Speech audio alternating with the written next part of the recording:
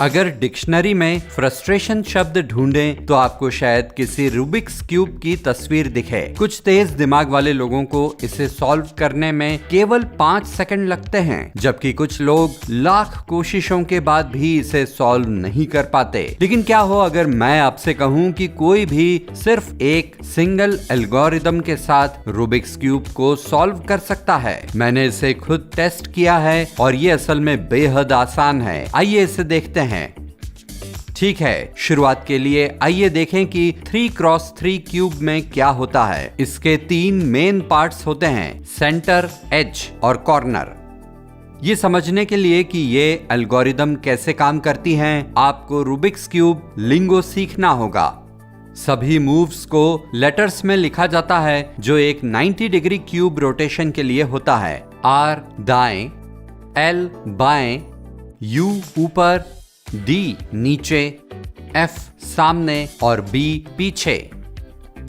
Apostrophe का मतलब है कि लेयर को 90 डिग्री से काउंटर क्लॉकवाइज घूमना चाहिए। नो एपोस्ट्रोफी का मतलब है कि ये 90 डिग्री क्लॉकवाइज घुमाना है। जब लेटर के साथ कोई नंबर होता है तो ये बताता है कि आपको इसे कितनी बार घुमाना है। आज इस एल्गोरिदम में हम केवल इस पीले जोन के साथ काम करेंगे। अब आप वीडियो को पॉज कर सकते हैं और रोटेशन की प्रैक्टिस कर सकते हैं।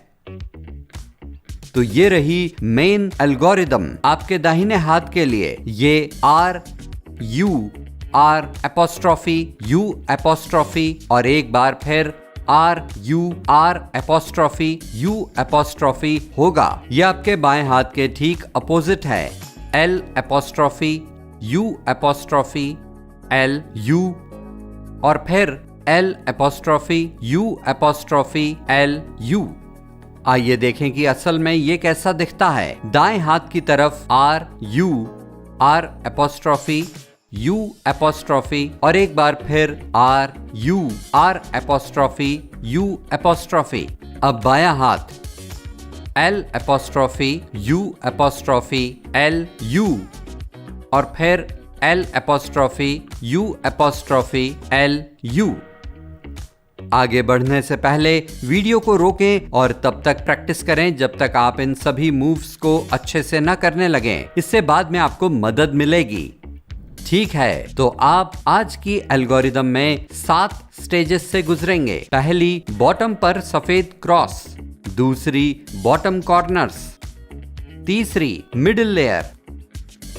चौथी, पीला क्रॉस। पांचवी, टॉप लेयर। छठी, टॉप कॉर्नर्स। सातवीं, फाइनल गोल। पहली स्टेप, बॉटम पर सफेद क्रॉस को सॉल्व करें। यहाँ एक सफेद क्रॉस बनाना है और इसके किनारों को हर साइड में सही रंग के सेंटर के साथ अलाइन करना है। यहाँ मैं पहले इन्हें मिला दूंगा। चलिए अब शुरू करते हैं। शुरू करने के लिए आपको इस सीक्वेंस को बनाना होगा जो कुछ हद तक डेजी जैसा दिखता है। ये असल में बहुत आसान है और इसके लिए किसी खास एल्गोरिदम की जरूरत नहीं है। इसे खुद आजमाएं।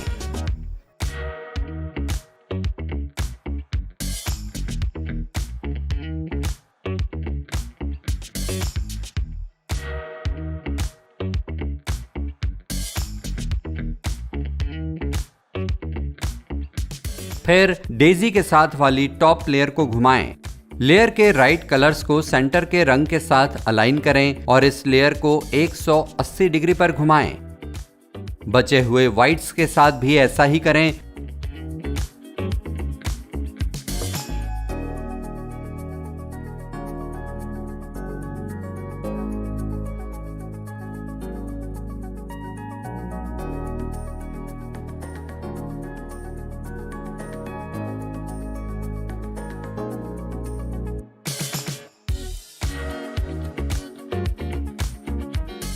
और इस तरह आपको नीचे एक सफेद क्रॉस मिलता है। दूसरी स्टेज, बॉटम के चारों कॉर्नर को सॉल्व करें। इस स्टेज पर आपको क्यूब के लोअर कॉर्नर्स को सही जगहों पर रखना होगा और क्यूब की वाइट साइड सॉल्व हो जाएगी।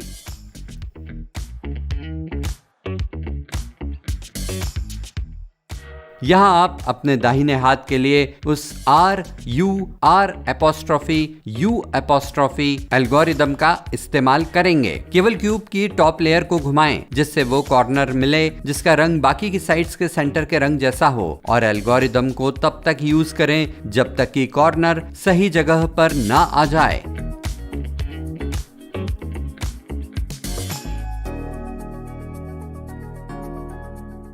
बाकी कॉर्नर्स के साथ भी ऐसा ही करें।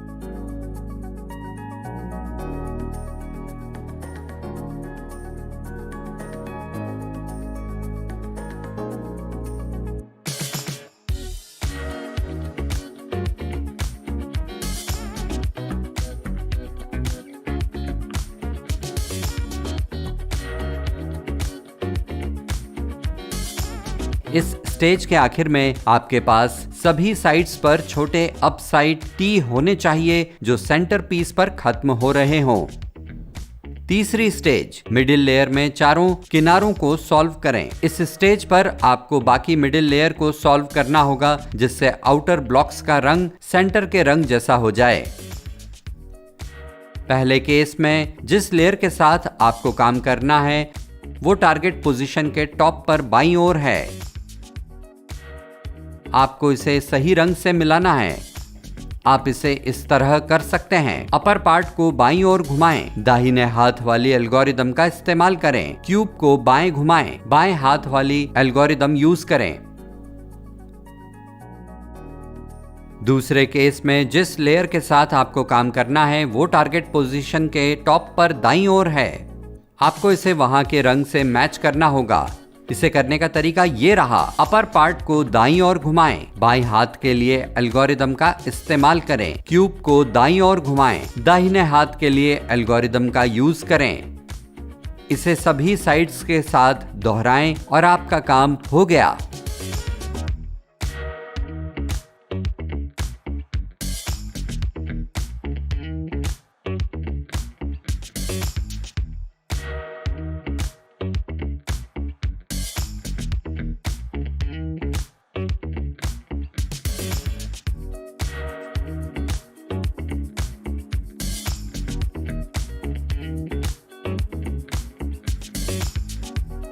चौथी स्टेज, टॉप लेयर पर पीले किनारों को सॉल्व करें। सबसे पहले आपको क्यूब की पीली साइड पर एक पीला क्रॉस बनाना है।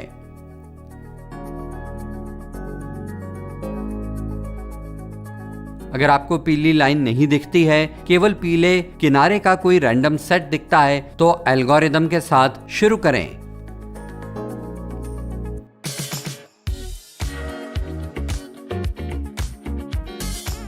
जैसे ही आप पीली लाइन देखते हैं, वही एल्गोरिदम इस्तेमाल करना शुरू करें।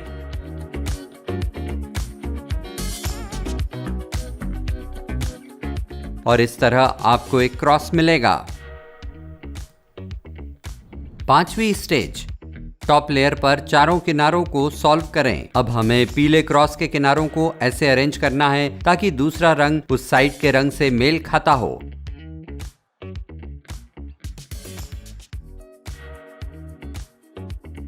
आइए शुरू करें। कोई ऐसा किनारा ढूंढें जो पहले से जगह पर है। उस रंग के साथ अलाइन करने के लिए क्यूब की टॉप लेयर को घुमाएं। ये जरूरी है कि केवल एक किनारा मैच करे। अगर उनमें से दो मैच करते हैं तो आपको किनारों को मिक्स करने के लिए थोड़ा मॉडिफाइड एल्गोरिदम यूज करना चाहिए।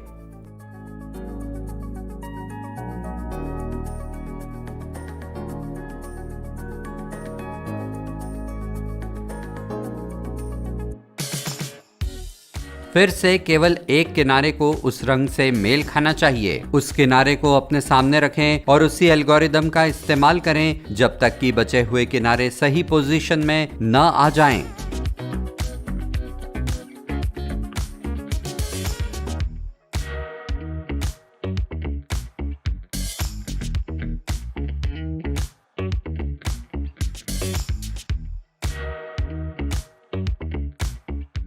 देखिए, छठी स्टेज, टॉप लेयर पर पीले कॉर्नर्स को अरेंज करें। इस स्टेज पर नेबरिंग सेंटर्स के रंगों के साथ मेल करते हुए कॉर्नर्स को सही जगह पर लाना है। आपको केवल उन्हें जगह पर ले जाना है, आप उन्हें अभी सॉल्व नहीं कर रहे हैं। उस कॉर्नर को ढूंढें जो पहले से ही जगह पर है। इस केस में ये सही ढंग से घुमाया गया है, लेकिन ये जरूरी नहीं है और थोड़ा मॉडिफाइड एल्गोरिदम का इस्तेमाल करें जब तक कि कॉर्नर्स अपनी जगह पर ना आ जाएं।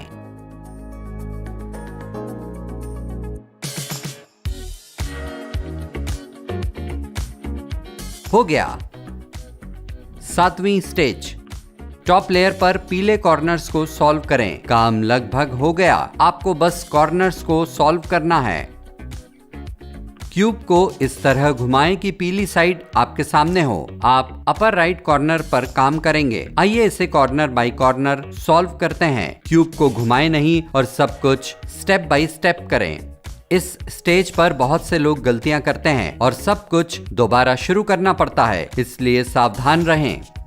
उस एल्गोरिदम को यूज करें जिसे आप पहले से ही जानते हैं। इसे थोड़ा मॉडिफाइड ऑर्डर में तब तक करें जब तक कि कॉर्नर सॉल्व न हो जाए। एक बार जब आप एक सॉल्व कर लें तो अगली पर जाने के लिए आपको फेस करने वाली साइड को घुमाकर उसी एल्गोरिदम का इस्तेमाल करें।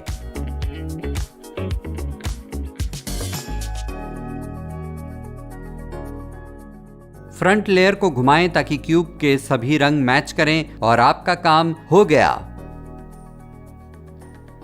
बधाई हो, अब आप एक क्लासिक 3x3 रूबिक्स क्यूब को सॉल्व करना जान गए हैं। यह मेथड दूसरी तरह के 3x3 क्यूब्स पर भी काम करेगा, लेकिन असली मजे की बात यह है कि ये और भी कॉम्प्लेक्स क्यूब्स को सॉल्व करने में मदद करता है, जैसे कि ये फ्यूचरिस्टिक सा दिखने वाला क्यूब। तो बस प्रैक्टिस करते रहें और आप इसे कुछ ही समय में कर लेंगे।